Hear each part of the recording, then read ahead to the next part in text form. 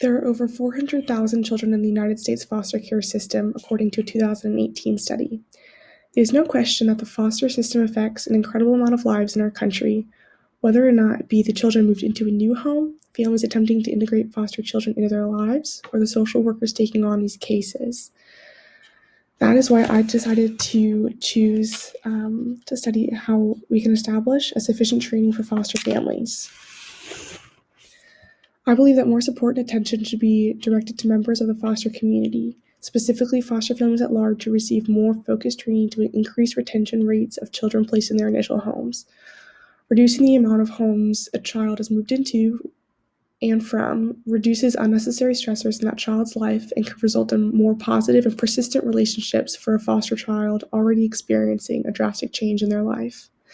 As trainings for foster families continue to be assessed over time, special attention should also be given to formulating age-appropriate trainings for the biological children of foster families. More developed, proactive programs will pave the way for positive impacts on the development of youth in our foster system. Effective training is essential to prevent placement breakdown and ensure the well-being of children in care. If training and preparedness more thoroughly addresses targeted issues that frequently lead to placement breakdown and eventually rehoming of a child, the foster system would yield more opportunities for developed, trusting, and supportive relationships between a long-term foster parent and a child in their care. A major challenge that foster families face is not being equipped to properly handle behavioral issues that are often presented by foster children. A possible approach to address these changes is crafting more evidence-based programs and trainings to support families through the presence of maladaptive behaviors. Applying evidence-based training could raise the availability of capable foster and adoptive families, of which there's an extreme shortage of right now. A research article published in Child and Family Social Work Journal shows that, generally, training focusing on empowerment of families, managing attachment from the foster parents to the foster child, and vice versa, and handling behavior problems that are often presented by foster children, show the most positive effect on families.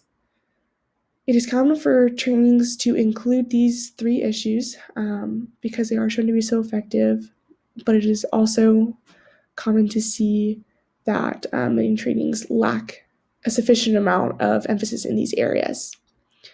But in this study, it was common to participant responses in the qualitative portion of the research to show that many other shortcomings exist in trainings. Issues like a lack of understanding regarding comorbidity between ADHD and other disorders, burnout of foster families, and special needs parenting were common responses by the 54 participant families that shared about what was lacking in their training experience. A targeted adaptation to foster family training could be to train youth or the biological children in a foster family. It has been found that biological children may form attachment so closely with their foster siblings that the biological child actually grieves so deeply when a foster child is moved to a new home that it is comparable to if that child had experienced the death of a close family member. This close connection can be utilized to both more personally support the foster child and also to create a more open, honest line of communication within the family. From these points of growth, an overall more positive experience for everyone involved with that family can be created.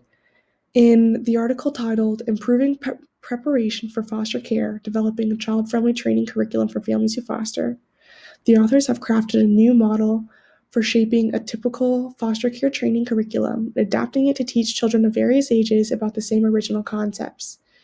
This modified training can reduce potentially difficult factors brought by confused or untrained biological children in these situations.